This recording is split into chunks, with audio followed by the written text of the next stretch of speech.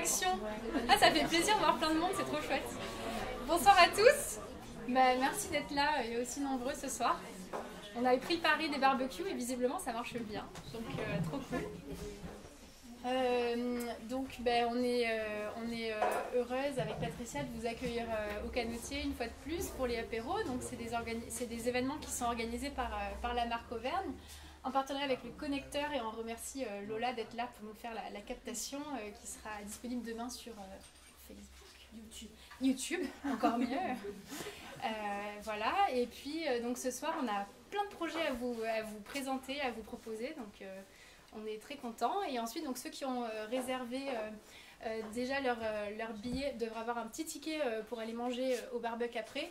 Et ceux qui n'ont pas de ticket et qui souhaiteraient rester avec nous, partager encore des bières, et du vin et du barbecue, sont les bienvenus pour rester. Et il faudra venir voir Jean-Pierre. Voilà. Oui, excusez-moi. Vas-y. Tous ceux qui ont payé sur le site, il faut qu'ils viennent me voir pour que je leur donne le ticket d'accès. Parce que j'en ai fait quelques-uns, mais je ne les ai pas tous vus, parce que tout le monde est parti comme ça. Super. Et donc ça se passera là-bas, voilà, le ticket vous permet d'accéder à l'ensemble des choses. Ok. Génial. Ouais, merci.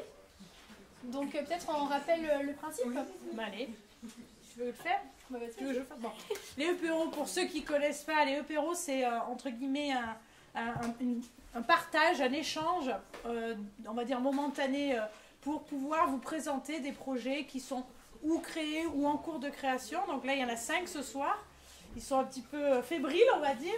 Mais bon, l'idée, c'est de vous parler de leurs projets. Et si vous avez évidemment dans vous ou dans votre entourage les possibilités de les aider, etc., dans leurs projets, évidemment, ils sont tout oui à la fin des EPERO. Si vous avez des questions, évidemment, vous pouvez leur poser. Ils sont là pour ça.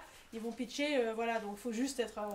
voilà, il y a peut-être des choses qui vont être un petit peu compliquées pour eux de vous répondre, mais en tout cas, voilà, avec votre bienveillance, je pense que tout va bien se passer. Voilà. Mais ils sont super prêts en plus. Donc le principe, c'est donc l'exercice du pitch, donc c'est présenter son projet en 3 minutes afin de vous convaincre. Et ensuite, on a des échanges à peu près de 10 minutes avec la salle pour approfondir, voilà. Et ça va bien se passer parce qu'ils sont tous super prêts et ils ont tous surtout des super projets. Donc on va commencer avec Morgane. Allez, c'est parti. Quel joli prénom. Et donc l'histoire de leur foutre la pression, il y a un petit chrono derrière qui de 3 minutes qui se passe. Et donc bien sûr, vous les huez quand c'est terminé. Donc Morgane, c'est quand tu veux. Ben, c'est parti. Donc bonjour à tous, moi je suis Morgane Vidal de Actani. Il y a 8 ans, est-ce que certains d'entre vous ont des chiens ou des chats dans la salle? Moi j'ai 2 chiens, j'ai 2 chats. Et il y a 8 ans maintenant, j'ai adopté ma première chienne, Chana. J'étais à ce moment-là ingénieure informaticienne à l'INRAE de Montpellier. Et j'étais totalement novice dans l'art du chien. J'avais eu des chats et j'en avais à la maison, mais j'avais jamais eu de chien. Donc je me suis informée, j'ai lu des publications scientifiques et surtout je me suis découvert une nouvelle passion, l'éducation du chien et du chat et le comportement du chien et du chat.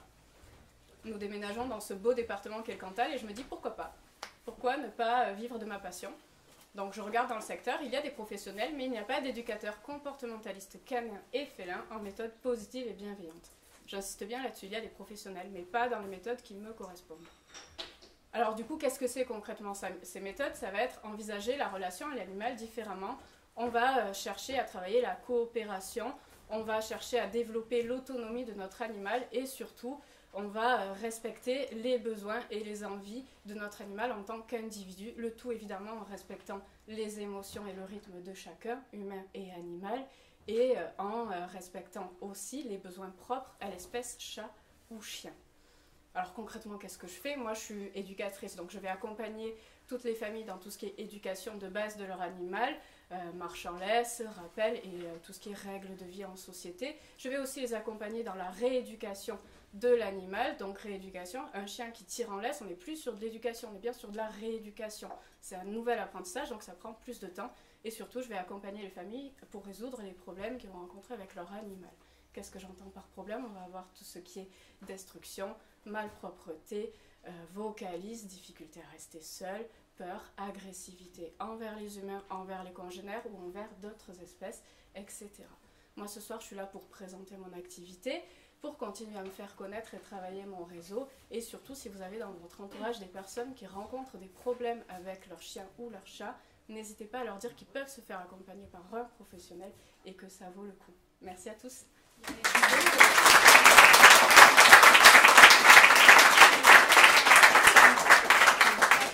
Encore du temps pour applaudir encore.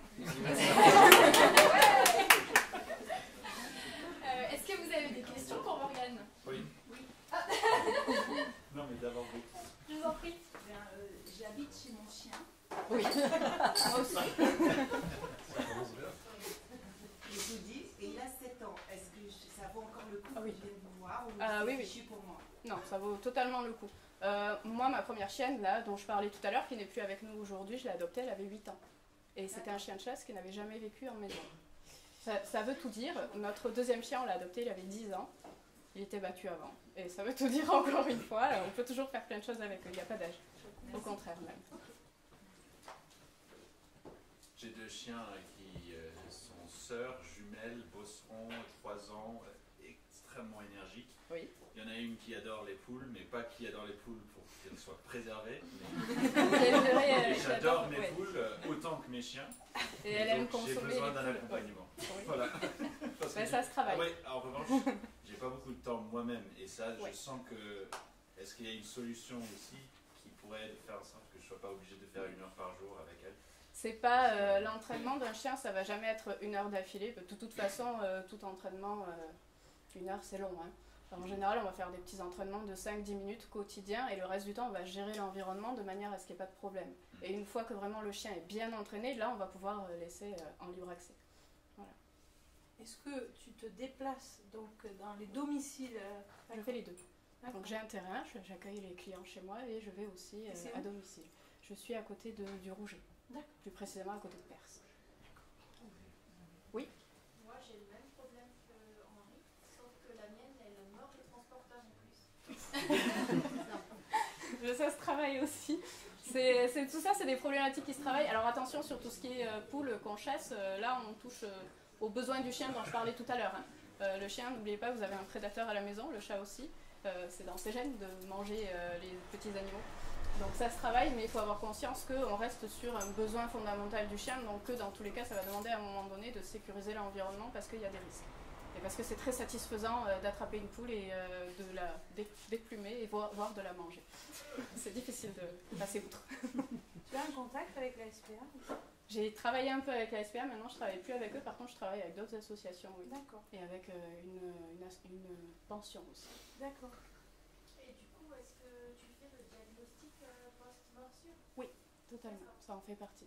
Moi, je fais beaucoup, je dis souvent, je suis comportementaliste avant d'être éducatrice. Pourquoi? Parce que le comportement, c'est le cœur même du problème, c'est pas l'éducation. L'éducation, ça vient après, une fois que le comportement est réglé. Donc oui, tout à fait. C'est même le cœur de mon activité, c'est ça. J'ai un chana à la maison. Un chana? Ouais, mais un chien que j'ai adopté tard, il a 13 ans. Oui. Et en chasseur, jamais à l'intérieur des maisons, toutes ces choses. Ouais. Donc on en parlera plus tard. Quelle est ta cible client principale? Ça va être les personnes. Ça va être les personnes déjà qui ont du temps à consacrer quotidiennement quasiment à leur animal, parce que faut pas se leurrer, hein, l'éducation, ça se fait. C'est pas moi qui l'a fait. Moi, j'accompagne, je donne les conseils, je donne les exercices, mais c'est pas moi qui vis avec l'animal au quotidien. Et après, ça va être les personnes aussi qui évidemment peuvent financer ça, parce que malheureusement, ça a un coût, et il faut le dire. Hein. Et voilà à peu près. Et les personnes qui sont plutôt intéressées par tout ce qui est bienveillance. Donc respect de l'animal, pas de maltraitance, pas de coups de pied, pas de coups de poing, etc. Pas de collier étrangleur, ça c'est pas comme ça que je fais moi. Voilà. Est-ce que c'est quelque chose qui existe déjà par ailleurs, ici ou ailleurs? Alors ici, actuellement, je suis la seule dans le secteur, dans un rayon d'à peu près 1 heure, 1 heure et demie de route. Je suis la seule, en positif bienveillance, en vrai positif bienveillance. Après, c'est des courants très récents en éducation, et les nouveaux éducateurs qui respectent tout ce qui est éthique, animale, etc. sont dans ces méthodes-là, oui. Tout à fait. C'est pas de l'agility. Non, non, non, je fais pas d'agility, non. Je fais pas les chiens pour non plus. Est-ce qu'il y a d'autres questions? Est-ce que ça marche avec les enfants? Oui.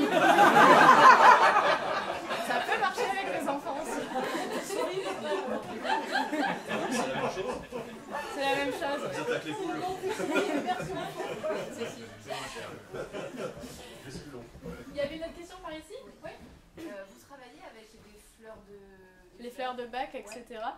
Oui, je peux les conseiller en clientèle. Mais je conseille souvent des accompagnements après en phytothérapie, notamment pour aider. Moi, je ne suis pas professionnelle en phytothérapie. En général, soit je redirige, soit je donne des petits conseils, typiquement le mélange rescue pour animaux, qui est le mélange de base, quoi. Mais oui, tout à fait. C'est même super d'apporter ça en complément pour les animaux. J'ai une question, c'est le prix de la prestation? Alors, ça dépend de la prestation. Une séance d'éducation individuelle qui va durer donc la première 1h30, après on va être sur 1 heure, ça va être 40 € hors forfait. Après je propose des forfaits, du coup c'est un nombre de séances qu'on prend et du coup là il y a un tarif dégressif selon le nombre de séances. Après il y a d'autres prestations à côté, tout ce qui est activité collective, balade collective, etc. Et là évidemment le prix est beaucoup moins cher. Voilà. Mais dans tout le cas il faut commencer par l'individuel. Balade collective, moi ça m'interroge. C'est quoi du coup? C'est plusieurs personnes qui baladent le chien ensemble? C'est ça. En fait, je vais accueillir un certain nombre de personnes. On va démarrer à un endroit avec leurs chiens, tous avec leurs chiens, et on va faire une balade tous ensemble. Donc c'est des balades éducatives collectives. Le but c'est de travailler. Donc une fois qu'on a commencé à travailler à la maison, le assis, même si souvent je ne fais pas faire le assis, moi. Ou la marche en laisse dans la maison, c'est très facile, hein, parce qu'il n'y a pas de distraction. Comme je dis souvent, dehors on est à Disneyland Canet, à la maison c'est pas Disneyland Canet. Mais après, on va commencer une fois que le chien il maîtrise bien ces choses-là, on va commencer à les travailler en balade tous ensemble et on va pouvoir travailler aussi la sociabilisation, parce que souvent ce qui pose problème c'est la sociabilisation des animaux, puisqu'on est dans un monde où les chiens sont en laisse, souvent ils n'apprennent pas à bien communiquer ensemble. Donc moi je suis là pour accompagner les humains dans tout ça, comment gérer son chien, quand les laisser se rencontrer, quand ne pas les laisser se rencontrer, parce que potentiellement on a un adolescent qui déborde d'émotions et qui a du mal à se contrôler, etc. Plus sérieusement, on a beaucoup parlé des chiens, mais du coup, les chats. Le chat, pour moi, c'est l'animal qu'on ne peut pas adresser. Eh ben, les méthodes qu'on va utiliser souvent en éducation positive marchent très bien sur le chat. Outre les petits tours pour s'amuser, moi j'ai des chats à la maison qui connaissent assis, couché, fait le beau, tourne, etc. Mais pour le plaisir. Après, on va pouvoir aussi leur apprendre des choses, des règles de base, comme on va pouvoir éduquer les poules aussi. Mais tout en sachant que, évidemment, le chat, ce qui est vachement intéressant avec lui, c'est que ça pardonne pas, c'est-à-dire que le chat, si ça vaut pas le coup, il ne fera pas. Mais moi, c'est de toute façon les méthodes que j'encourage mes clients à utiliser. C'est-à-dire vraiment montrer à l'animal, que ce soit le chat ou le chien, que ça vaut le coup de coopérer avec nous et de travailler avec nous. Il faut qu'il y trouve un intérêt. Ah bah oui. Mais nous aussi, on travaille, je sais pas si vous travaillez gratuitement, mais moi c'est pas le cas malheureusement. Ouais.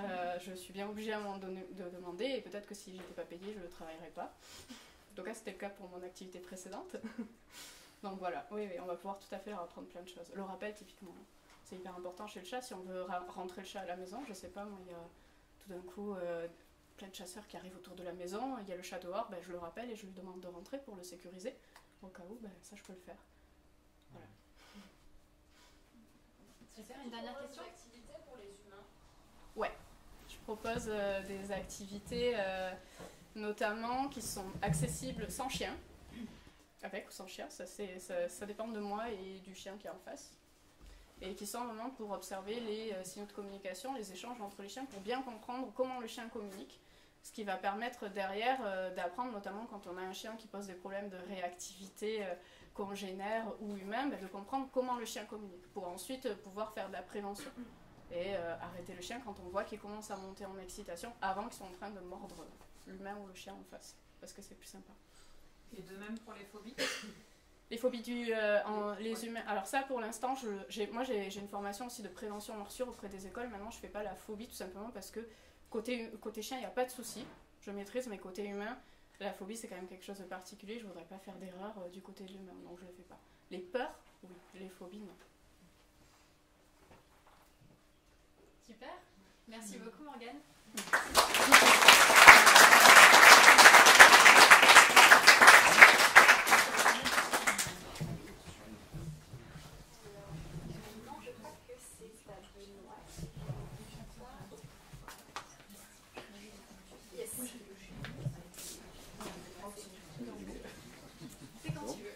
Donc, bonjour à tous, Benoît Théron.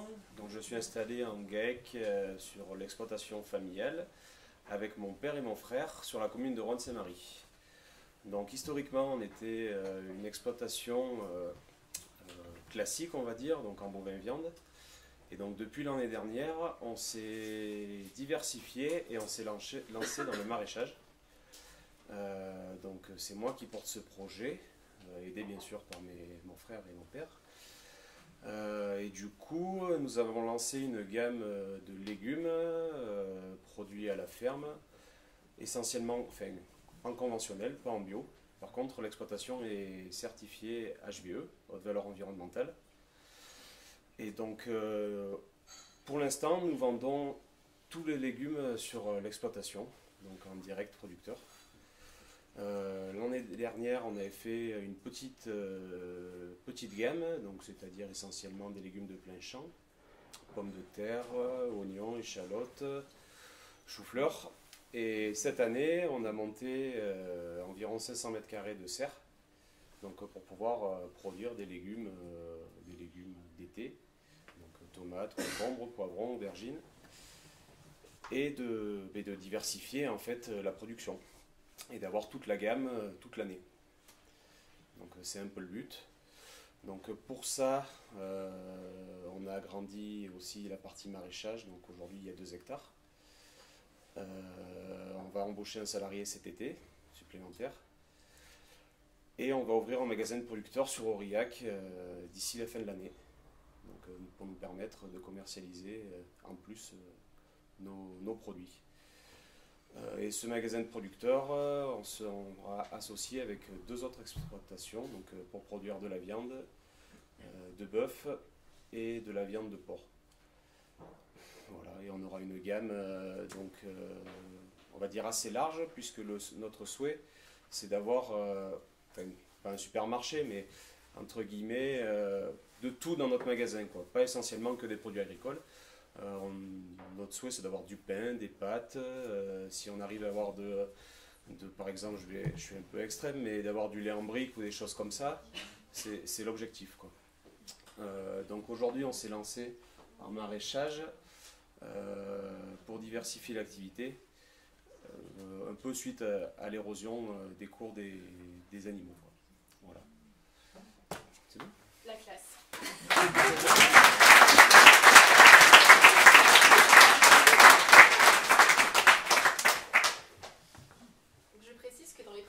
De ces apéros, aucun pitcher n'est maltraité. Parce que je suis toujours très impressionnée de vos timings parfaits. Donc...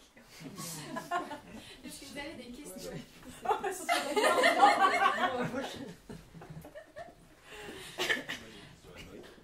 Qui a eu l'idée de... Je sais que c'est toi qui portes le projet sur la famille, mais enfin dans la famille, est-ce que c'était ton idée à la base? Et tu as parlé de diversification, mais c'est quoi la raison de se lancer dans le maraîchage? Alors c'est une idée un peu commune donc de mon frère et moi. On avait déjà commencé à se diversifier sur une activité donc plus sur le long terme, puisqu'on a planté 5 hectares de châtaigniers il y a 2 ans. Bon, les châtaigniers, on les plante pas, ils ne se produisent pas de suite. Donc du coup on est parti dans l'idée de monter l'atelier maraîchage pour être un peu plus rapide et anticiper les aléas de l'agriculture, quoi. Voilà. Du prix des animaux aussi. C'est ça. Mais pour faire l'exemple concret, l'an dernier, bon maintenant c'est moins vrai, il ne faut pas qu'on dise ça, mais l'an dernier les broutards ils étaient descendus à 2,60 € contre 2,85 € les années précédentes. Donc nous sur l'exploitation ça représentait 15 000 € de manque à gagner, quoi. Donc on s'est dit il faut qu'on trouve une solution pour parer à ces aléas, quoi. Est-ce que tu peux préciser ce que ça veut dire 2,60 € versus 2,80 €? Ah oui. 2,60 € c'est du prix au kilo, donc c'est-à-dire qu'un broutard que vous vendez à 400 kg, à 2,60 €, grosso modo, il va monter 1050 €, quelque chose comme ça. Et à 2,85 €, il monte 1150 €, quoi, donc 100 € de moins. Vous avez les mêmes charges, voire plus, mais par contre le prix il n'est pas là, quoi.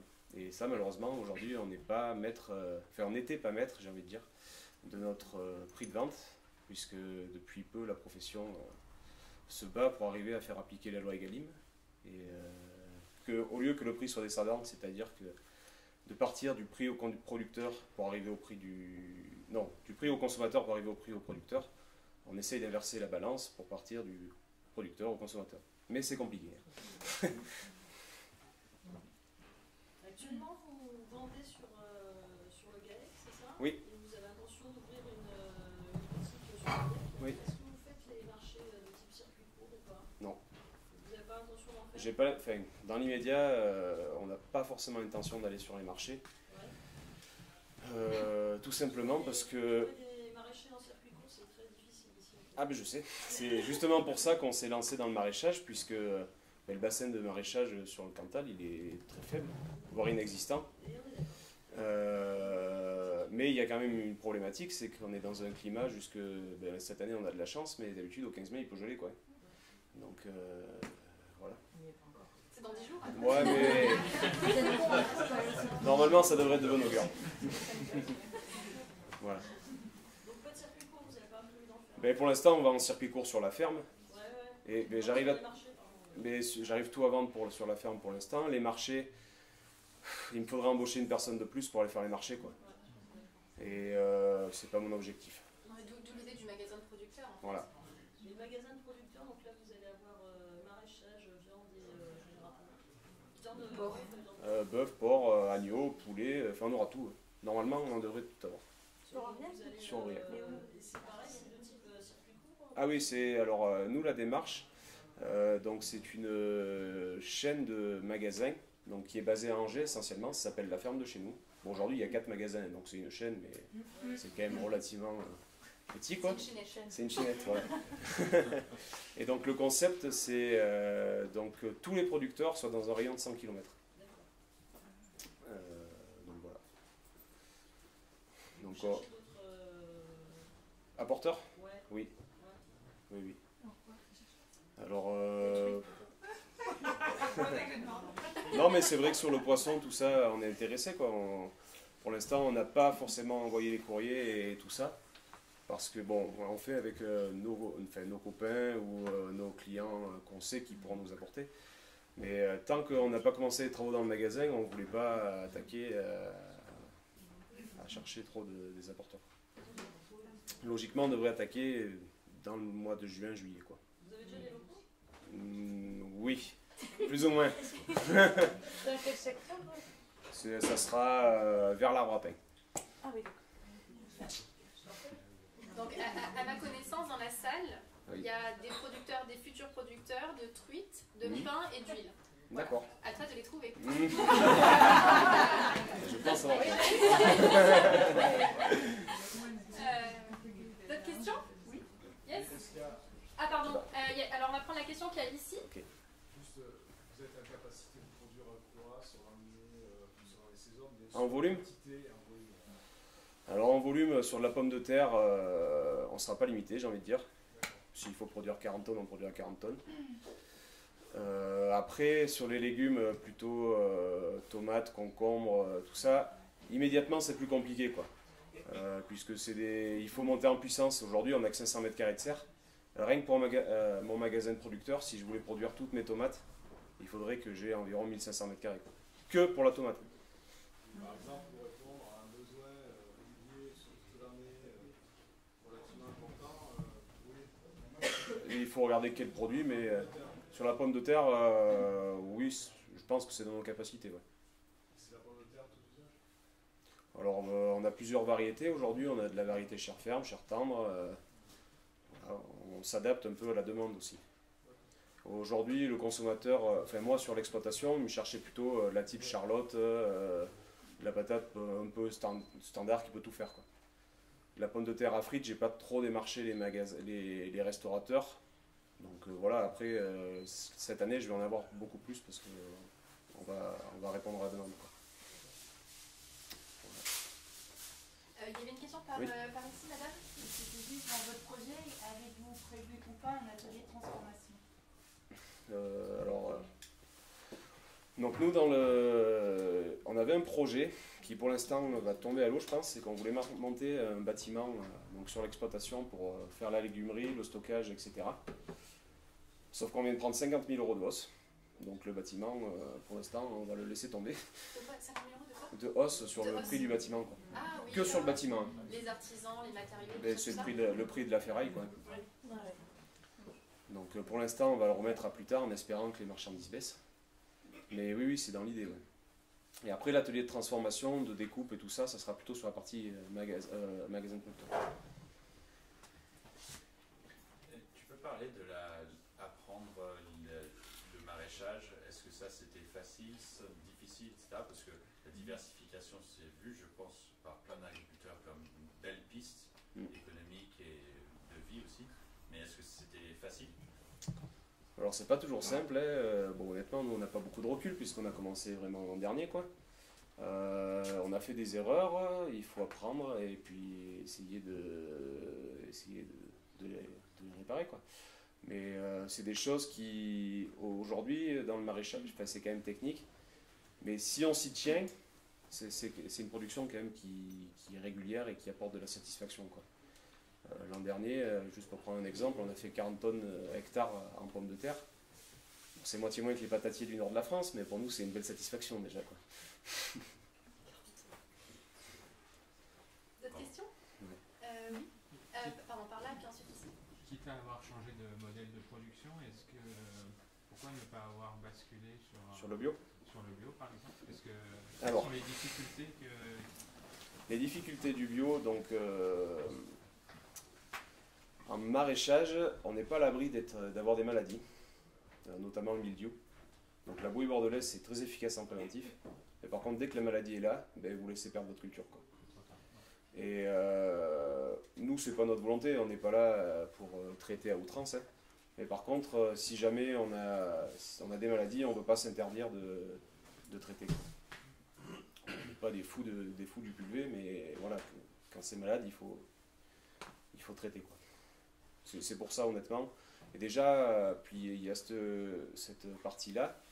Et le fait que l'exploitation ne soit pas bio, ça nous obligeait d'avoir potentiellement une quinzaine d'hectares de surface pour faire nos rotations en bio. Et c'était pas la volonté quoi. Je dis pas qu'on n'y arrivera pas un jour, mais déjà le HVE c'est quand même un peu contraignant quoi.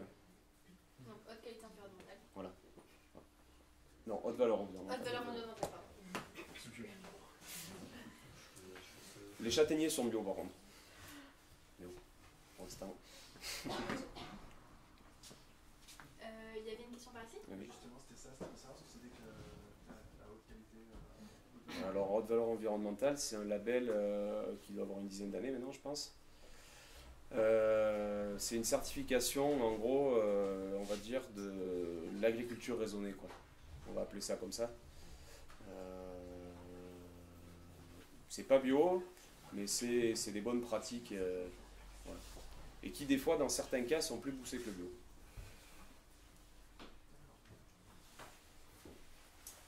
Une dernière question? Pas de dernière question. Bon. Merci beaucoup.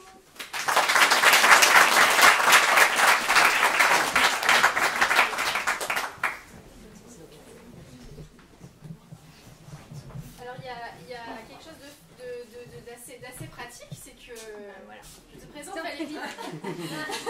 Et je vais peut-être pouvoir fournir du pain. C'est bon? On y va. Donc Valérie Lavessière, j'ai 48 ans et je viens de déménager à la Besserette la semaine dernière. J'ai intégré la maison familiale dans laquelle je passais mes vacances. J'ai vécu 20 ans à Paris et je descendais 3 semaines, 4 semaines, 5 semaines par an dans le Cantal. Au bout d'un moment, je me suis dit, ça va pas, il faut que je descende plus. Donc j'ai fait une mutation à Montpellier et comme ça, je pouvais venir le week-end. Et quand je suis arrivée à Montpellier en septembre 2019, quelques mois après, on a eu le Covid. Et du coup, je me suis retrouvée en télétravail, pas le droit d'aller au bureau, donc je suis remontée dans le Cantal. Et là, j'ai vécu pendant 1 an et demi dans la maison, dans l'environnement du Cantal, et je me suis dit, comment je fais pour y rester? Parce que je ne peux pas en repartir. Et du coup, je me suis dit, je vais créer mon entreprise, et je vais créer une entreprise qui me correspond, qui correspond à mes valeurs. Et voilà, donc je me suis dit, je vais produire du pain. Ça faisait plusieurs années que j'y réfléchissais, et là je me suis dit, c'est le bon moment. Donc je me suis mis en disponibilité de l'entreprise dans laquelle je travaille, et je suis en train de passer mon CAP, donc je le passe au mois de juin. Là je suis en stage aujourd'hui dans une boulangerie, donc je vais vous quitter pas très tard parce que j'attaque à 1h du matin. Et voilà, je passe mon examen au mois de juin, et derrière, si j'ai mon CAP, je souhaite me lancer dès le mois de juillet. L'objectif, c'est de produire avec de la farine qui vient du Cantal, qui a été produite ici, et de manière éco-responsable. Donc si c'est possible de mettre des panneaux photovoltaïques pour produire l'énergie, essayer d'avoir une source d'eau pour faire en fonction de ce que la planète peut nous donner et pas d'aller chercher des ressources qui viennent de très loin. Voilà. Alors je ne veux pas créer une boutique parce que s'il y a une boutique, ça veut dire des horaires d'ouverture et donc ça veut dire avoir un salarié. Aujourd'hui, comme je me lance toute seule, c'est moi qui vais aller au-devant des clients et du coup je vais faire des marchés, livrer des magasins de producteurs, donc j'en ai peut-être trouvé un autre. Et puis je suis aussi accompagnée par des agriculteurs qui sont du côté de la Croix-Barrès, qui aujourd'hui eux produisent de la charcuterie, des produits laitiers et qui ont une boutique à la ferme et du coup derrière ils vont me faire un dépôt de pain. Voilà. Et tu fais pas que du pain, tu fais... Je vais faire du pain, je vais faire du pain au levain et puis je vais faire de la brioche et des foisses. Voilà, principalement ce que je vais faire. Merci.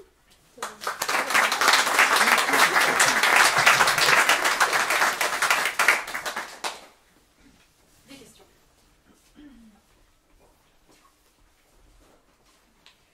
Alors, moi j'en ai une, c'est est-ce que c'est difficile de trouver de la farine cantalienne?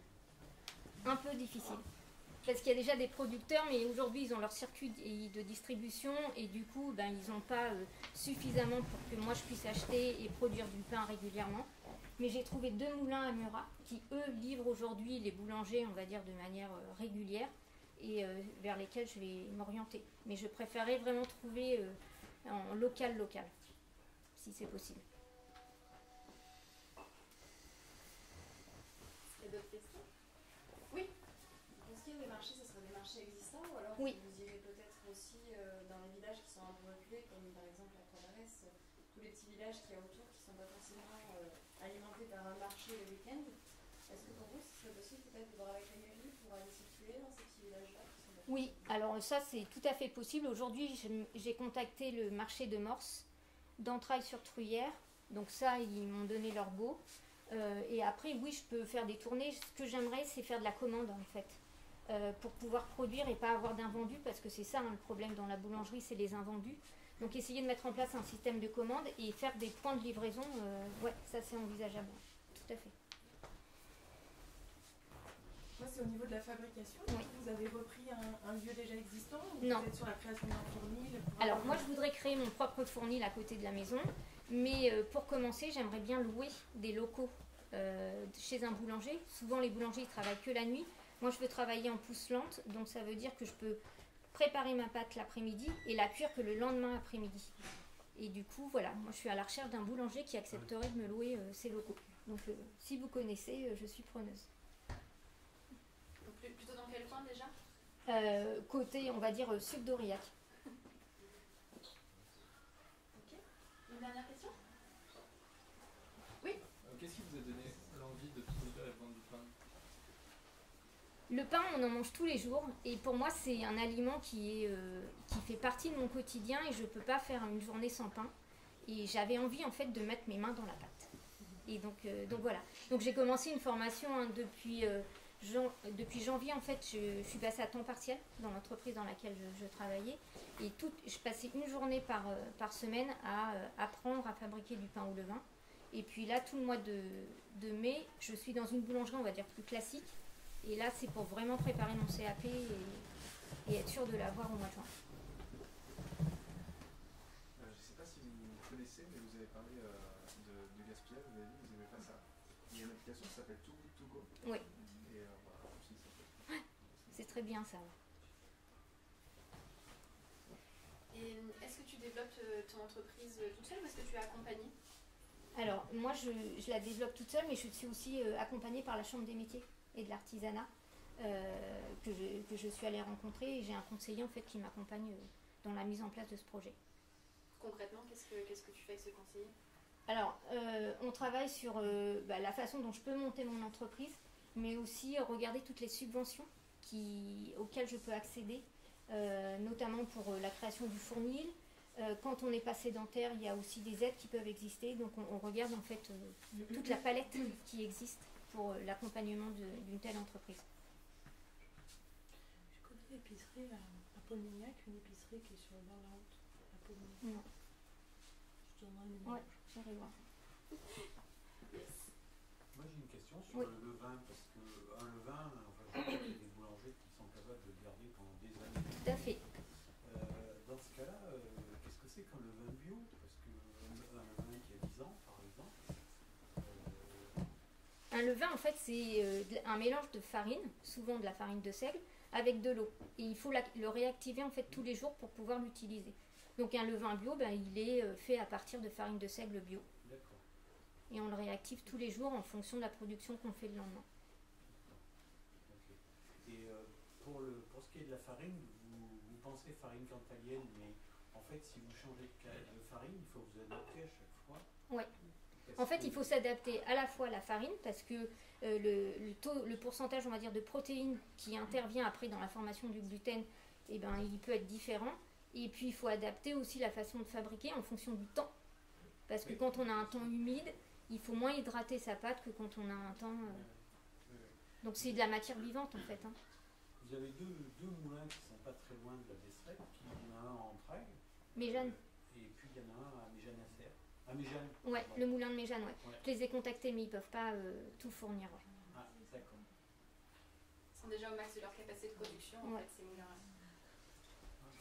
Moi j'ai quand même une question sur le positionnement de votre activité vis-à-vis de toutes les boulangeries qui existent déjà et qui sont quand même relativement importantes sur le département, en particulier autour d'Aurillac, etc.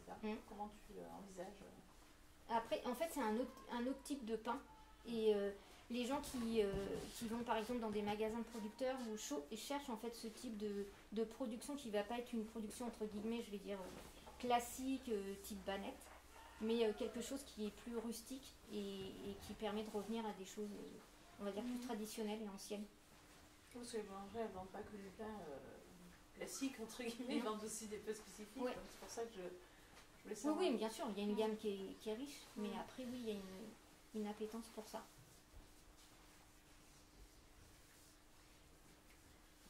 Moi j'ai une dernière question, est-ce que tu es en lien avec d'autres boulangers qui sont en train de s'installer dans le Cantal, puisque j'en entends un peu partout en ce moment? Alors la chambre d'agriculture m'a dit que oui, il y en avait 2 autres qui s'installent du côté de Salaire. En fait il y en a pas mal dans le nord du Cantal et très peu dans le sud. Donc voilà, et moi j'en ai rencontré, entre des paysans boulangers et des boulangers, j'en ai rencontré une vingtaine. Dans le Cantal, dans l'Aveyron, dans le Gard, dans l'Hérault. Donc voilà, pour savoir comment ils travaillaient, j'ai passé du temps avec eux. Et puis savoir aussi comment ils avaient monté leur entreprise, comment ça fonctionnait, et voilà, avant de me lancer. Super. Excusez-moi, j'ai pas entendu les gens que vous avez rencontrés. Oui. Ils travaillent au levain aussi? Oui, ils travaillaient tous au levain. Une dernière question peut-être? Pas de regret. Cool. Bah, merci. Merci Valérie.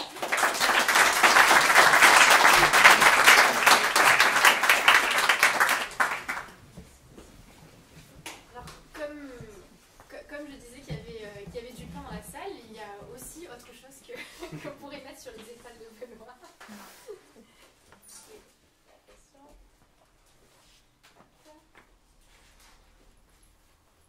Donc Adèle, c'est à toi. Donc, bonjour à tous, je m'appelle Adèle et j'ai 25 ans, je suis originaire du Cantal et aujourd'hui je suis venue vous présenter mon projet entrepreneurial sur le territoire dans le domaine de l'agriculture parce que je suis issue d'une formation d'ingénieur en agronome. Alors mon projet il fait suite à 2 constats que j'ai pu faire ces précédentes années.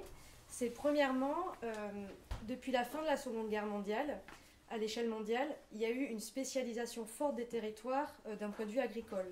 Donc ça, c'est à l'échelle mondiale, mais ça se voit aussi spécifiquement dans le Massif central et en Auvergne. En fait, on a par exemple la Limagne avec de grandes exploitations, de grandes étendues céréalières, beaucoup de production de blé.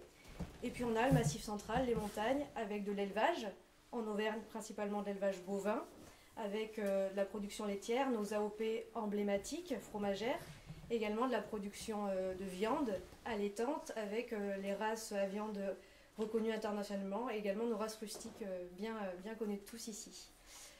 Alors, suite à cette spécialisation, il y a eu de nombreuses problématiques d'un point de vue environnemental, mais également économique pour les agriculteurs, les éleveurs, parce qu'en fait, ils se sont concentrés sur un nombre restreint de production, et donc maintenant, ils sont très sensibles aux fluctuations des cours et marchés mondiaux sur le prix des matières premières.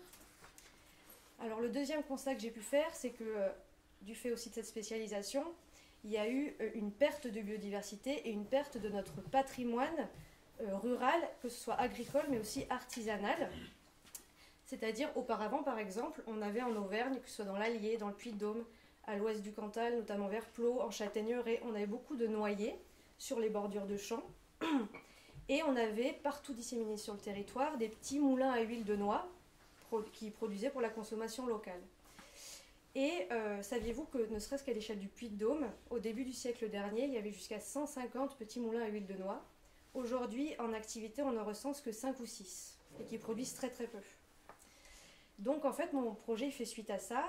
Ce serait de remettre en place une filière de transformation d'oléagineux, d'huile végétale alimentaire, pour diversifier l'agriculture du Massif central. Et donc concrètement, ce serait de créer une petite unité de production artisanale, voire semi-industrielle, pour diversifier l'agriculture du Massif central et donc permettre de proposer des débouchés complémentaires, de nouveaux débouchés aux agriculteurs et aux éleveurs de la région. Donc, où c'est que j'en suis moi de ce projet? Là, ça fait 1 an que je travaille dessus. Je fais partie de l'incubateur Landestini qui m'aide beaucoup, donc je les remercie à l'occasion du EPERO. Et donc, je voudrais commencer à commercialiser des huiles d'ici la fin d'année 2022. Il y a 2 gammes, une plutôt nutritionnelle issue de graines oléagineuses, que ce soit le colza, le tournesol, le lin, etc. Donc de première pression à froid. Et une seconde gamme plus gastronomique issue de fruits à coque, donc la noix, la noisette, l'amande, qui pourrait être produite donc localement par des agriculteurs. Et donc là, je suis plutôt dans la partie opérationnelle. Je recherche activement des agriculteurs, des producteurs pour me fournir, que ce soit sur les graines ou sur les fruits à coque. Je suis également dans la recherche de mon local, de mes financements et de mes premiers débouchés pour commencer concrètement la production. Donc voilà, si vous pouvez, si vous connaissez des personnes qui peuvent s'investir ou si vous connaissez des personnes, ou si vous-même vous pourriez être intéressé pour aider l'agriculture locale et ce type de projet, je serais très contente de pouvoir en discuter avec vous. Voilà.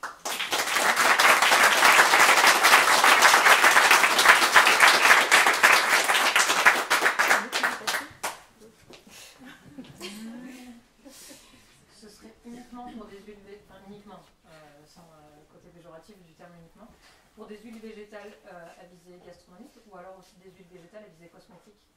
Alors moi j'étais partie du côté alimentaire parce qu'en fait c'est un secteur aujourd'hui qui est hyper dynamique économiquement. Donc je me disais que ça pouvait être hyper intéressant pour les agriculteurs de la région, mais c'est vrai que le cosmétique, en plus la valeur ajoutée n'est pas la même. Donc c'est aussi une gamme qui pourrait être intéressante, mais les normes qualité ne sont pas les mêmes et c'est beaucoup plus contraignant, donc peut-être à voir dans un second temps, quoi.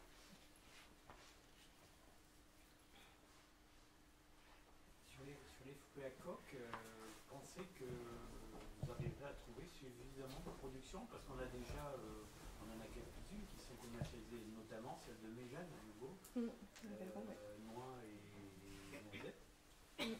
Après, il faut, pour un noisetier, il faut 5 ans avant de récolter. Un noyer, s'il est greffé, 10 ans, sinon c'est beaucoup plus. Il n'y en a plus beaucoup. Alors en fait l'objectif c'est déjà la première année c'est d'aller me fournir plutôt sur la Corrèze, enfin dans le Massif central mais sur des régions où c'est plus productif, enfin où il y a plus de production actuellement et également dans l'Allier et le Puy-de-Dôme parce que là il y a vraiment des agriculteurs qui s'y mettent, plusieurs agriculteurs qui commencent à produire un peu plus et puis c'est aussi pour montrer, moi je suis originaire du Cantal donc je veux aider l'agriculture du Massif central mais aussi notamment le territoire du Cantal. Et en fait, c'est pour montrer que si en Corrèze, on peut se fournir, si dans le Puy-de-Dôme, dans l'Allier, il y a de la diversification qui est possible pour les agriculteurs, pourquoi pas essayer d'avoir, je sais pas, un demi-hectare dans le Cantal près de Plot, ou en Châtaigneraie, ou du côté de Bord-les-Orgues. Et en fait, c'est de pouvoir, parce que c'est sûr qu'un noyer, il faut 8 ans, quoi. Donc, mais c'est de commencer à me fournir là où il y en a un petit peu, donc dans l'Allier, en Corrèze, sur le Massif central, Et ensuite, pourquoi pas montrer qu'il y a une valeur ajoutée à faire ça en diversification pour les agriculteurs.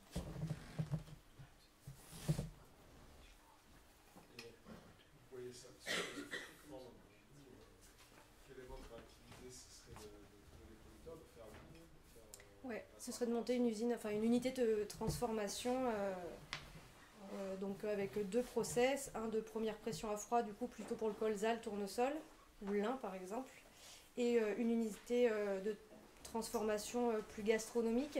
Et là on est sur des process plus traditionnels, donc il y a la torréfaction, enfin il y a la meule dans un premier temps, après on torréfie les graines et à la fin on presse avec une presse hydraulique, donc c'est deux process assez complémentaires, quoi. Vous n'avez pas encore cette unité de Non. production? Non. Vous savez que vous pourriez faire la fortune une fois. Pardon, j'ai pas entendu.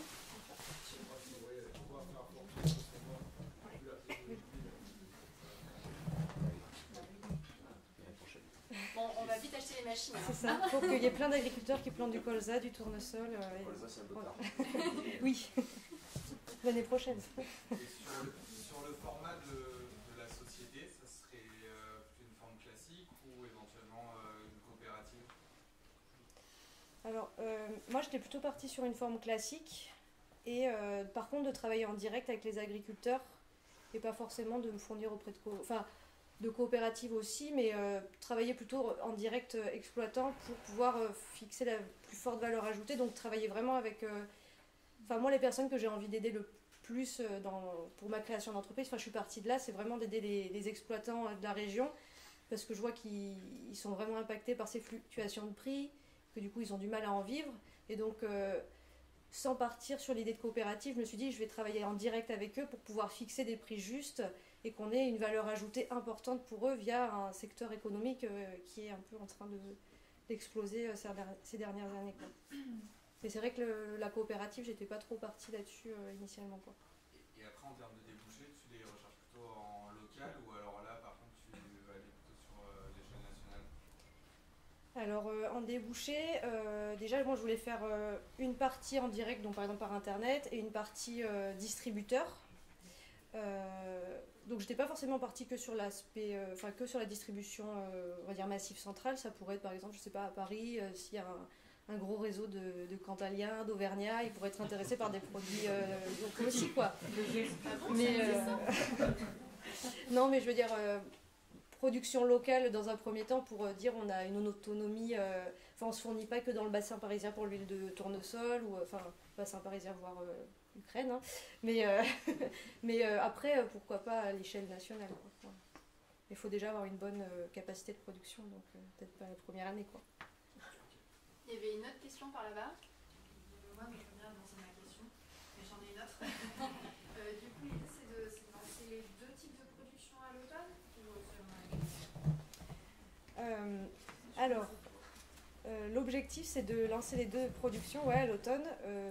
Donc, j'aurai pas les 2 process de transformation à l'automne, mais dans un premier temps, le temps de trouver mes premiers marchés, c'est de travailler en travail à façon avec des personnes que je connais qui ont déjà ces process, de me fournir moi dans les matières premières, de leur envoyer qu'ils me fassent les huiles que je conditionne, et après d'acheter mes machines, parce que c'est vrai qu'en ce moment je pense avec les délais s'allongent pour obtenir les machines, quoi. Donc le temps d'obtenir les subventions, commander les machines, d'avoir les machines à l'automne ça va être compliqué, donc au début ce sera du travail à façon, et puis après ce serait d'obtenir les 2 process d'ici l'année 2023, quoi. Alors une question là, puis une question là. Et les volumes que vous souhaitez faire? Alors, les volumes pour la première année, parce que, bon, après c'est évolutif, quoi, mais la première année, j'étais partie sur, en termes de... En produit fini, oui. En produit fini, entre 7 et 10 000 litres d'huile en première année, et après, en équivalent en fruits, par exemple, pour le colza, le tournesol, ça faisait 3 tonnes chacun, de 3 à 4 tonnes de tournesol, 3 à 4 tonnes de colza. Et pareil de cerneaux de noix et de noisettes.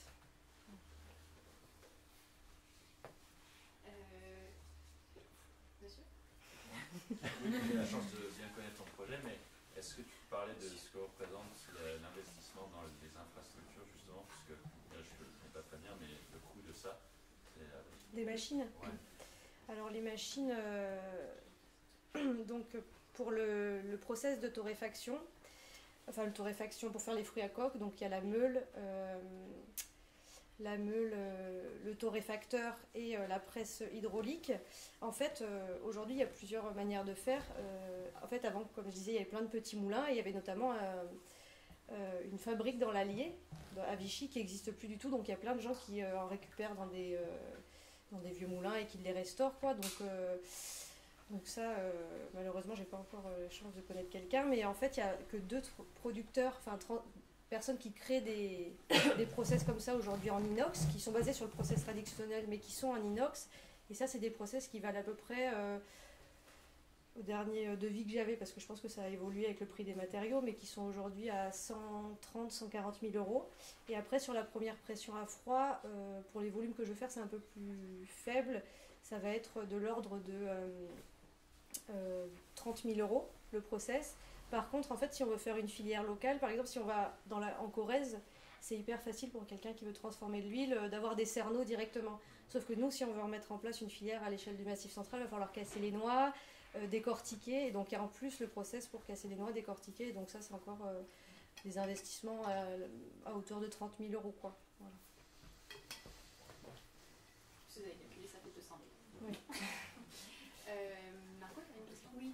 Est-ce que tu as pensé à une manière de traiter les déchets ou à utiliser les déchets en fait Les déchets du process, quoi. Les tourteaux? Oui, les tourteaux. Voilà, oui. Alors, en fait, quand on produit de l'huile, donc il y a la partie grasse, donc l'huile qu'il y a, et puis il y a les tourteaux, donc ça c'est la partie solide. Donc en colza, en tournesol, c'est du tourteau qui part beaucoup en nutrition animale, parce que c'est une source de protéines importante utilisée en nutrition animale. Et après, pour ce qui est noix, amandes, noisettes, donc il y a certaines personnes qui les utilisent aussi en nutrition animale, mais on peut en faire de la farine. Les boulangers, une fois que c'est broyé, retamisé, vous pouvez l'utiliser pour faire des gâteaux. Vous mettez par exemple 1/3 de farine de noix et les 2/3 de farine normale, et ça fait un autre goût au gâteau. Donc c'est pas mal utilisé en nutrition humaine, en farine aussi. Donc tu peux aussi utiliser ça pour... Oui, enfin, l'objectif c'est de vendre aussi les farines, oui. Mais même avec les mêmes machines? Oui. Ouais, en fait, quand on presse, y a l'huile qui sort et puis après on a le résidu solide qui reste de l'autre côté, quoi. Que ce soit sur la presse hydraulique que sur la presse pour la première pression à froid. Il faut voir qui replante des châtaigniers, parce qu'il va bien falloir faire de la farine pour que la boulangère puisse faire du pain. C'est ça. Mais ce apéro est tellement cohérent. Merci, Adèle. Avec des chiens pour surveiller.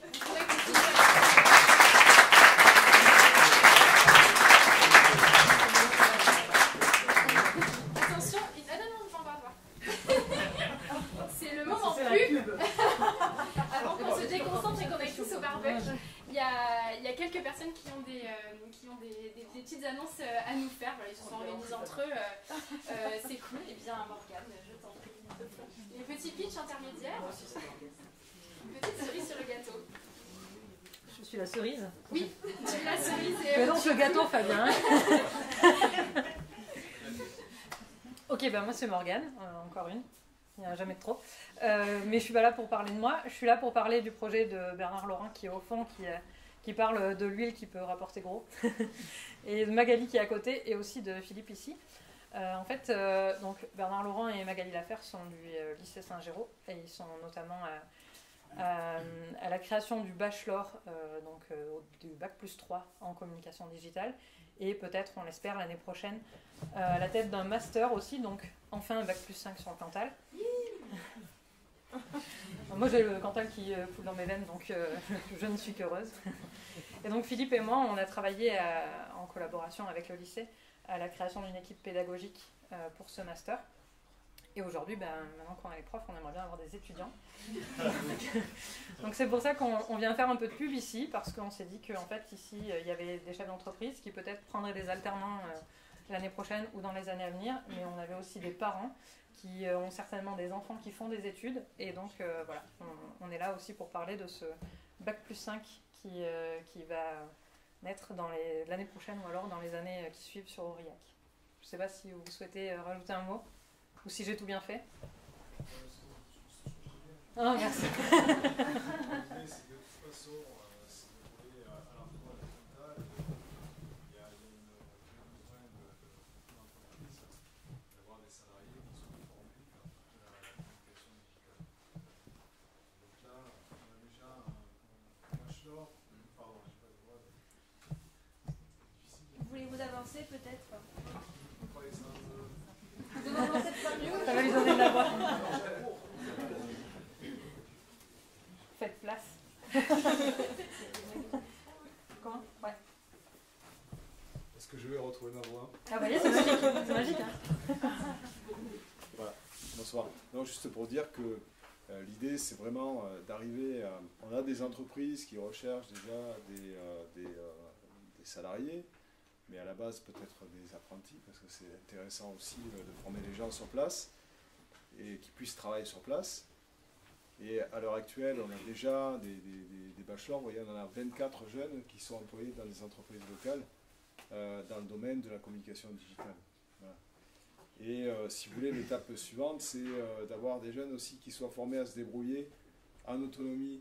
Parce que, si vous voulez, niveau bachelor, ça veut dire que ce sont des gens qui vont surtout faire du travail d'exécution. Enfin, je veux dire par là, qui ont la technique, qui ont la capacité à, je sais pas moi, à faire de la com sur des réseaux sociaux, éventuellement à créer un site, à être capable de faire aussi du développement d'applications, etc. Mais après, il y a aussi la partie qui est nécessaire, c'est la partie conceptuelle, c'est la partie définition de stratégie de communication, etc. Pour des entreprises qui n'ont pas nécessairement la taille et le volume, si vous voulez, pour avoir leur propre service communication avec des gens capables d'animer. Voilà. Et l'intérêt de cette formation, qui est un titre RNCP, hein, on est dans la compétence professionnelle, on n'est pas dans le titre universitaire, c'est vraiment d'arriver à rajouter, pour ceux qui en sont capables et qui en ont envie, un profil en quelque part d'entrepreneurs, c'est-à-dire des gens qui sont capables de gérer des projets, de répondre à des commandes de communication, de stratégie de communication, tout en connaissant la technique et tout en étant capable éventuellement d'animer une équipe ou de se débrouiller tout seul pour le faire. Mais voilà, l'idée c'est d'être capable de gérer une stratégie de communication, d'être capable de la définir. Voilà. C'est ça le projet de cette formation Bac plus 5, titre ANCP, je le précise. Voilà, on est là-dedans, ça correspond à des besoins. Après, voilà, il faut aussi comprendre qu'il faut le temps aux choses de s'installer.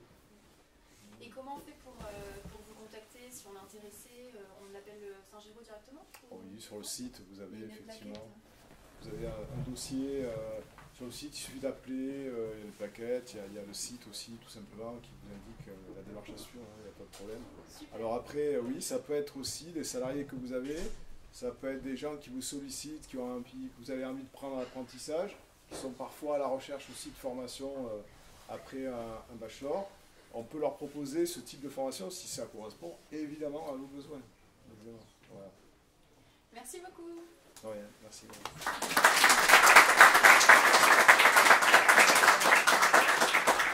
Le temps que Fabien s'avance, que le gâteau arrive, j'ai là quelques affiches de la prochaine session d'accueil d'actifs qui aura lieu en octobre, donc je pense que vous avez peut-être tous entendu parler de la session d'accueil d'actifs et je crois même que quelqu'un m'a dit qu'elle y avait participé. Donc voilà, si vous voulez savoir, vous pouvez demander aux organisateurs du conseil départemental derrière, à tous les partenaires qui sont là, ou à quelqu'un qui y a participé aussi. Donc si vous voulez en afficher un peu dans vos lieux, n'hésitez pas. Moi j'en prends une pour l'incubateur, mais il y en a encore quelques-unes. Ça va pour les infos? Ok. Fabien, à toi. Qu'est-ce que tu as à nous raconter aujourd'hui, Fabien? Bonsoir à tous. Alors, moi je bosse pour l'incubateur Catapulte, donc certains me connaissent puisqu'on vient régulièrement au apéro. Et donc nous en fait on a diverses actualités et dont la plus importante c'est qu'on est en phase d'appel à projet. Donc déjà pour resituer un petit peu, un incubateur d'entreprise, donc on accompagne des porteurs de projets. Notre spécificité c'est l'innovation, mais on l'a définie au sens de notre territoire, donc on reste assez léger sur cette notion. Donc c'est plutôt des projets un petit peu originaux. Donc là, l'appel à projet pour rejoindre la deuxième promo d'Incubé qui s'est terminée la semaine dernière, court jusqu'au 23 mai. Donc voilà, donc si vous connaissez, si vous-même vous êtes intéressé ou si vous connaissez de près ou de loin des personnes qui lancent leur business et qui est un peu original et qui surtout ont besoin d'accompagnement et tenter une aventure collective, puisque c'est aussi une aventure collective du fait de la promotion. Donc voilà, ils sont les bienvenus et ils peuvent nous contacter, on les recevra avec grand plaisir. Comment on contacte Sur notre site internet directement, sur catapulte.io. Il y a notre numéro de téléphone, il y a notre adresse mail, ou sinon vous pouvez directement passer nous voir dans nos locaux qui sont situés au village d'entreprise bâtiment 5. Et sinon, la semaine prochaine, on organise un déjeuner des entrepreneurs. Donc alors comme son nom ne l'indique pas, ce n'est pas forcément destiné qu'aux entrepreneurs, c'est aussi destiné aux porteurs de projets ou à toute personne un petit peu curieuse aussi de découvrir l'économie locale et d'apporter sa petite pierre à l'édifice. Donc ça se déroule jeudi prochain. Il y a toutes les infos sur nos réseaux sociaux. Donc voilà, si vous êtes aussi intéressé par ce qu'on propose, n'hésitez pas à nous suivre sur Facebook ou sur LinkedIn. Normalement, vous ne galérez pas à nous trouver. Et si vous avez d'autres questions, je peux y répondre directement tout à l'heure autour d'un verre. Voilà. Merci. Merci.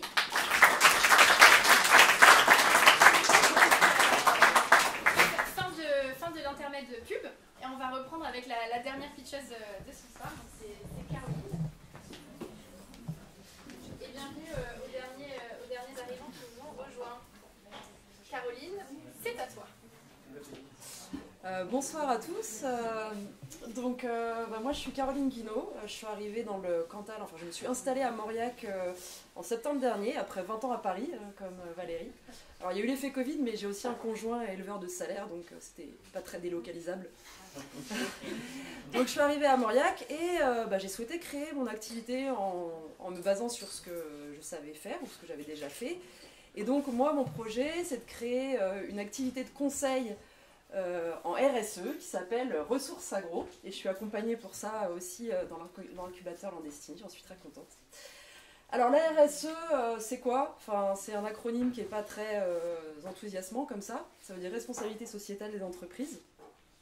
Mais souvent quand j'en parle, soit les gens ne savent pas ce que c'est, soit ils se disent que c'est du greenwashing, de la communication d'entreprise, ou alors c'est vu comme une démarche qualité un peu pénible. Voilà.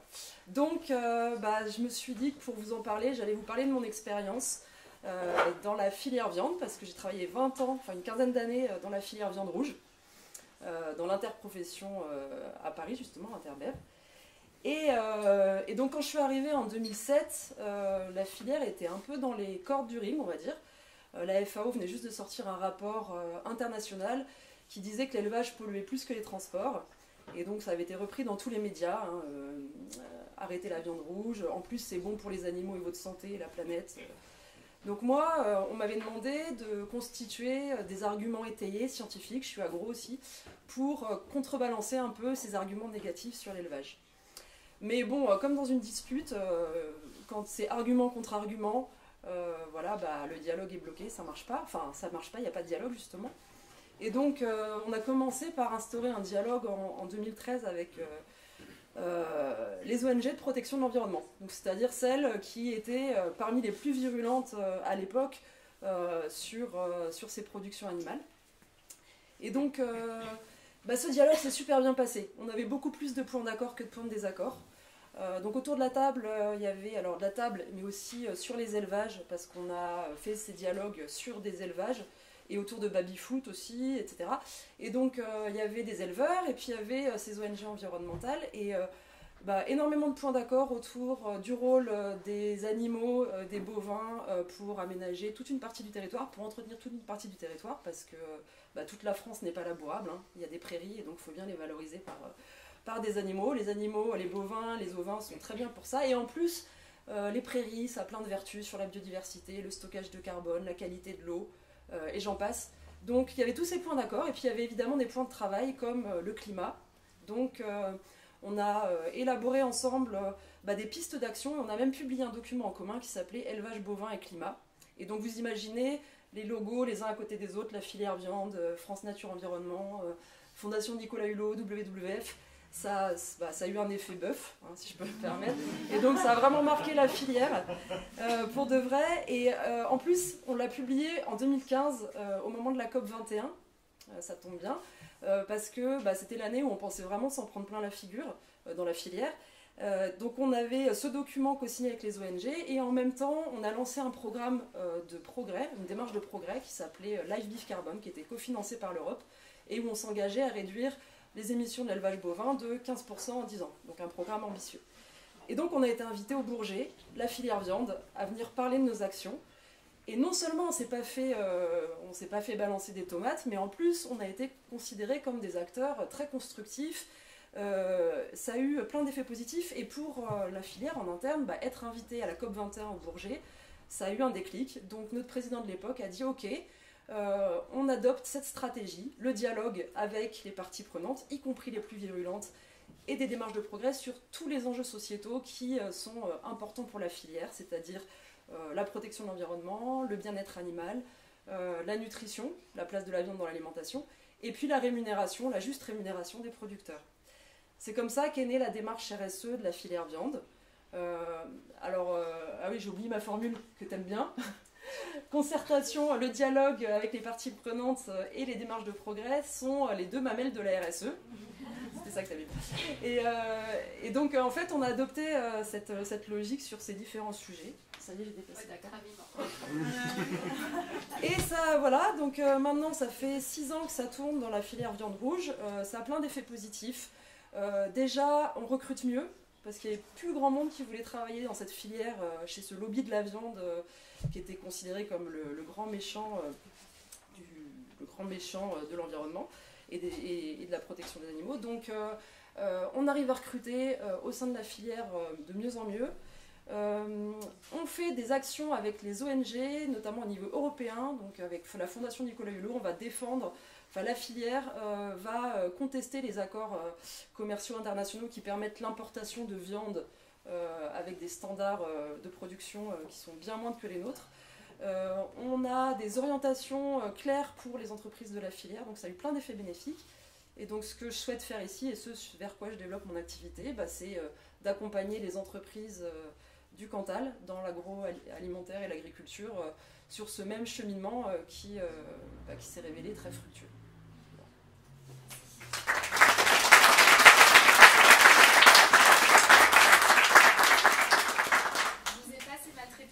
Pour respecter 3 minutes. J'ai beaucoup dépassé là. Oui. Des questions? Ah ouais, je produis pas de bouffe, donc... Tu parlais de la mentalité des éleveurs sur la question climat, parce que tu dois te confronter à une diversité quand même des visions, et j'imagine que c'est pas toujours simple d'essayer de trouver les points communs pour avancer. En fait, quand en 2007 est sorti ce fameux rapport de la FAO, les vaches polluent plus que les transports, c'est vrai que, en tout cas les éleveurs que je côtoyais à l'époque, ils ont pris ça comme un coup de massue. Quoi, nos vaches là dans les prairies, qui émettent du méthane certes, mais c'est naturel, elles polluent plus que les transports. Donc d'abord ça a été un peu un coup de massue, et puis ensuite en travaillant avec les scientifiques, avec les techniciens, on s'est rendu compte qu'il y avait des marges de manœuvre. Quand on objective un peu le débat, ça aide pas mal à avancer, quoi. Je sais pas si ça a répondu à ta question. Si, mais j'imagine aussi qu'il y a des éleveurs qui peut-être sont aussi, à cause justement de la mauvaise réputation qui souvent est injuste, sont encore moins volontaires pour aller vers des pratiques plus écologiques, réduction des gaz à effet de serre, que vous avez réussi à faire dans la filière d'ailleurs. Alors je dirais qu'en ce moment, le problème numéro 1, c'est pas tant la volonté d'aller vers des pratiques plus écologiques, c'est la volonté de pérenniser le métier d'éleveur par une juste rémunération. À partir du moment où cette problématique-là sera réglée, je pense que les éleveurs sont très volontaires pour préserver les atouts qu'ils ont déjà et avancer sur les points qui sont les plus faibles, quoi. Est-ce qu'il y a des questions par là? Tout le monde attend. Ah, Adèle, ouais. Qu'est-ce que tu apportes concrètement moi, je fais une librairie. Si je viens vers toi, qu'est-ce que tu peux me proposer comme offre pour développer ma stratégie RSE dans mon entreprise? La question sympa. C'est super vache parce qu'on a travaillé ça cet après-midi. Ouais, bah écoute, prenons rendez-vous pour un diagnostic. Je t'enverrai un devis.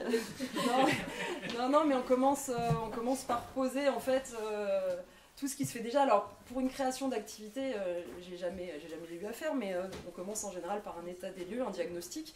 Et il y a quelque chose qui est très important aussi dans la RSE, c'est ce qu'on appelle les parties prenantes. Donc on va interroger tout l'écosystème, tous les acteurs, les partenaires qui sont intéressés par ton activité ou qui peuvent avoir un regard critique sur l'activité.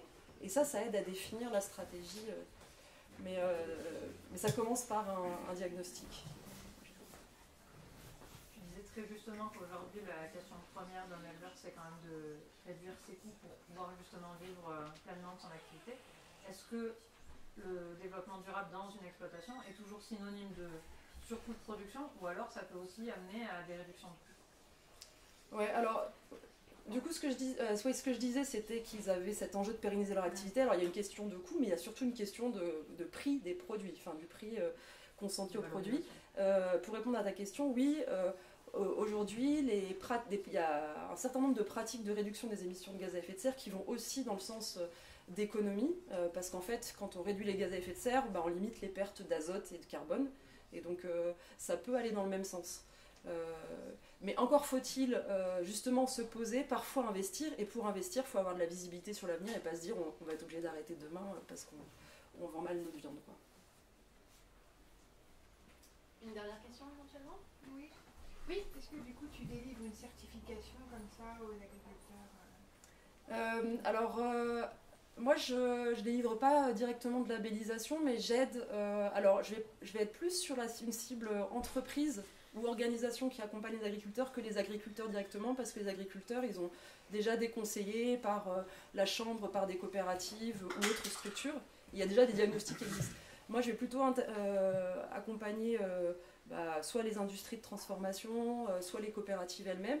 Et je ne vais pas aller jusqu'à la labellisation, je ne suis pas auditrice, mais je vais les accompagner pour préparer cette labellisation s'ils souhaitent aller jusque-là. Merci. Eh bien, il reste 2 minutes pour que Jean-Pierre tu puisses intervenir et lancer. Bon, alors,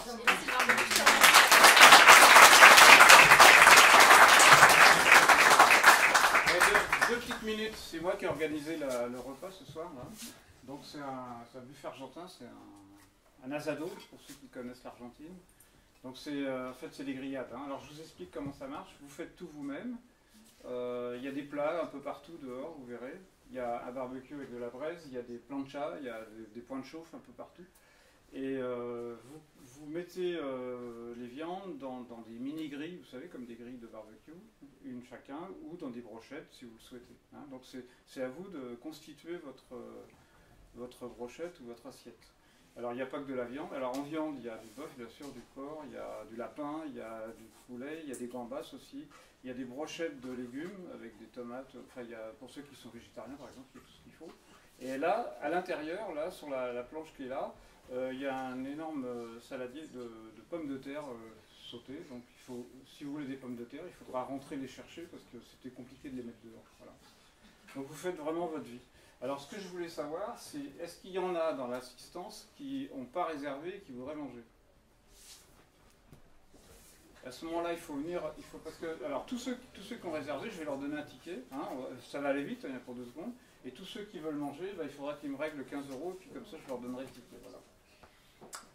Est-ce que c'est clair? Niveau boisson, comment ça se passe? Alors, les boissons sont comprises dans les 15 €, bien sûr. Donc, il y a du vin rouge, du vin blanc, du vin rosé, il y a des jus de fruits, il y a du coca, il y a du Perrier, il y a des OP, enfin, il y a un peu de tout, quoi. Voilà. Hein, donc ça, c'est tout dehors. C'est en libre service, hein. Une fois que vous êtes dehors, vous faites ce que vous voulez, d'accord? Voilà. Et si on veut une bière, on vient au bar en... Ouais, alors si vous voulez, bien sûr, si quelqu'un veut un cognac ou une bière ou quelque chose, il faut qu'il vienne se l'acheter, c'est normal. Voilà. C'était ça ta question? Ouais. Non, merci. Merci. donc on vous attend dehors. Tous ceux qui ont déjà leur ticket peuvent y aller tout de suite. Alors avant qu'on termine et qu'on clôture, je voudrais remercier, merci Jean-Pierre, remercier tout le monde et annoncer les prochaines dates. Alors ah voilà, je te cherchais parce que voilà, et c'est bien à Allanche. Voilà, j'étais plus très sûre. Donc 23 juin à Allanche, et si vous voulez plus d'infos, vous contactez Gilles et puis de toute façon vous recevrez les infos. Pour ceux qui ne sont pas sûrs d'être dans les newsletters correctement, tout ça, venez nous voir avec Patricia et on prend vos noms et vos mails. Et sinon, le prochain apéro de Aurillac aura lieu le 15 septembre. Et je sens que le barbecue vous a déjà emmené l'attention par là-bas, donc je me tais, et puis amusez-vous bien, et puis voilà, c'est la suite du apéro, continuez à échanger et à développer les projets. Merci à tous.